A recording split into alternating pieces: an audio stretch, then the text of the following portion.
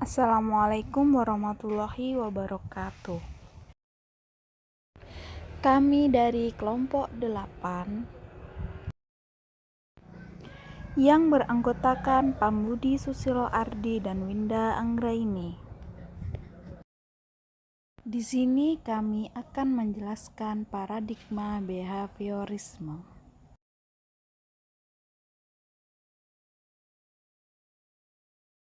Behavior adalah tingkah laku yang dilakukan oleh organisme, sistem atau entitas buatan dalam hubungan dengan diri sendiri atau lingkungannya yang meliputi sistem lain atau organisme di sekitar.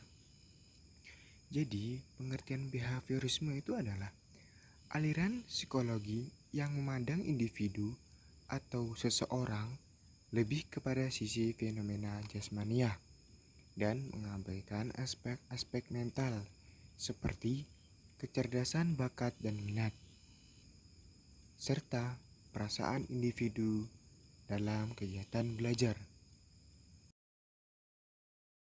Pendekatan psikologi menurut B.F. Skinner. Yang pertama itu ada tentang otonomi manusia. Menurutnya, mekanisme metafisik dan intrapsikis bersumber pada pemikiran animisme. Sudah terlihat bahwa beliau itu sangat menentang anggapan adanya agen internal dalam diri manusia, lalu menjadikan manusia itu memiliki kemandirian dalam tingkah laku. Dan yang kedua ada penolakan atas penguraian fisiogenetik. Penolakan ini atau penguraian konsepsi fisiogenetik dari tingkah laku itu beralasan bahwa penguraian itu tidak memungkinkan untuk kontrol tingkah laku. Psikologi sebagai ilmu pengetahuan tingkah laku. Jadi, B.F. Skinner di sini berpendapat bahwa seluruh tingkah laku itu ditentukan oleh aturan-aturan dan bisa dibawa ke dalam kontrol lingkungan atau yang bisa dikendalikan. Dan yang keempat, yang terakhir adalah kepribadian menurut perspektif behaviorisme. Jadi, B.F. Skinner ini kan sudah tidak menerima pendapat tentang kepribadian atau diri sebagai pengarah tingkah laku. Jadi, beliau itu berpendapat bahwa sebagai sisa dari anime.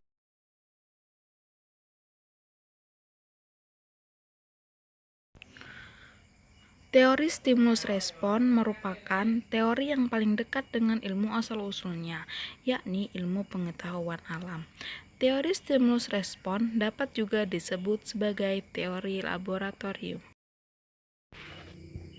Ivan Pavlov merupakan salah satu tokoh yang memberikan sumbangan untuk teori ini. Pavlov berhasil membuktikan bahwa penyajian stimulus terkondisi dan tak terkondisi secara serentak dapat membuat stimulus terkondisi membangkitkan respon yang pada awalnya hanya dapat dibangkitkan oleh stimulus tak terkondisi.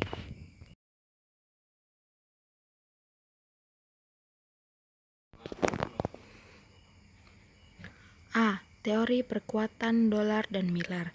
Teori ini merupakan hasil kumpulan dua orang yang berbakat dalam soal penelitian laboratorium maupun penelitian klinis. Sebagian besar teori ini diterapkan dengan cara penerjemahan hasil observasi umum. B. Struktur kepribadian. Dollard dan Miller kurang menaruh minat pada unsur struktural atau unsur yang relatif tak berubah dalam kepribadian. Mereka lebih memilih untuk berkonsisten untuk meneliti proses belajar dan perkembangan kepribadian tanpa mencampurkan aspek struktural. Kebiasaan merupakan konsep kunci dalam teori belajar yang dianut oleh Dollard dan Miller.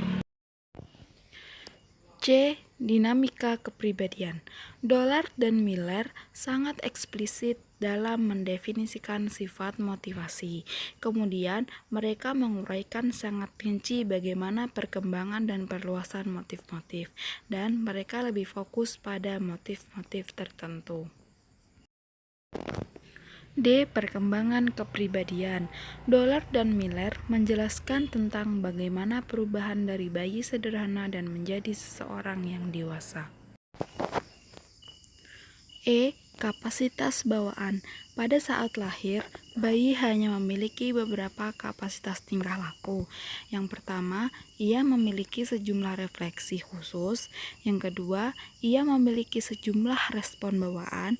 Dan yang ketiga, setiap orang memiliki sepasang dorongan primer. F. Proses belajar. Dollard dan Miller mengatakan bahwa ada 4 unsur konseptual yang sangat penting dalam proses belajar, yakni dorongan, isyarat, respon, dan perkuatan. Kemudian G. Dorongan sekunder dan proses belajar. Berkat pertumbuhan dan pengalaman seorang bayi yang pada awalnya hanya memiliki keterbatasan dorongan primer, kemudian dapat berkembang menjadi dorongan sekunder. H. Proses-proses mental yang lebih tinggi.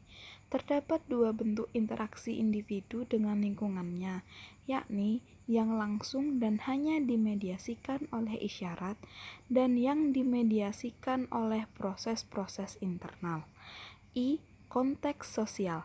Dollard dan Miller menekankan fakta bahwa tingkah laku manusia hanya dapat dipahami jika kita mau memperhitungkan konteks kultural tempat tingkah laku. J. Tahap-tahap kritis perkembangan. Dollard dan Miller mengasumsikan bahwa konflik tak sadar yang dipelajari semasa bayi dan masa kanak-kanak merupakan dasar untuk masalah emosional. K. Proses-proses tak sadar. Faktor-faktor tak sadar dapat dibagi menjadi faktor-faktor yang memang asli tidak pernah sadar dan faktor-faktor yang pernah sadar dan menjadi tak sadar. L. Konflik. Dollard dan Miller menjelaskan bahwa terdapat 5 asumsi dasar tingkah laku konflik, yakni pertama, semakin dekat individu dengan tujuan yang ingin dicapai, maka semakin cepat juga tujuan itu tercapai. Kedua, saat individu ingin menjauhi stimulus negatif, maka akan semakin dekat dengan stimulus itu. Ketiga, perubahan tingkat menjauhi lebih tajam dari tingkat mendekati. Keempat, dorongan untuk mendekat atau menjauh akan berakibat meningkatnya bobot perubahan tingkat pada umumnya. Kelima, jika terdapat 2 respon yang bersaing, maka yang lebih kuat yang akan muncul. M. Bagaimana neurosis dipelajari? Inti dari setiap neurosis adalah konflik tak sadar yang kuat, dan sumber konflik itu hampir selalu ditemukan dalam masa kanak-kanak individu. Dollard dan Miller mengatakan bahwa konflik neurotik diajarkan oleh orang tua dan dipelajari oleh anak. Dan yang terakhir ada psikoterapi. Dollard dan Miller tidak hanya memperhatikan perkembangan neurosis, tetapi juga perawatan atau penanggungannya. Individu didorong untuk mengungkapkan pikiran-pikiran dan emosi yang terhambat. Sekian yang dapat kami jelaskan, kurang lebihnya mohon dimaafkan. Wassalamualaikum warahmatullahi wabarakatuh.